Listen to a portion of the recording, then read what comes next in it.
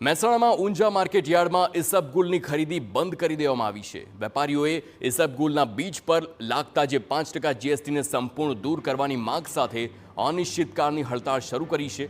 વેપારીઓની મુખ્ય માંગ ઇસબગુલ પર લાગતા 5% જીએસટીને રદ કરાવવાની છે।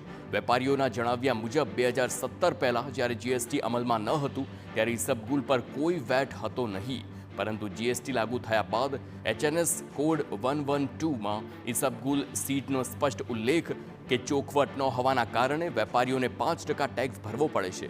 વેપારીઓનો તર્ક છે કે એચએનએસ કોડમાં ફ્રેશ અને ડ્રાય ઇસબગુલ વચ્ચે કોઈ ચોખવટ કે તફાવત કરવામાં નથી આવી, જેના કારણે આ ટેક્સની સમસ્યા ઊભી થઈ છે।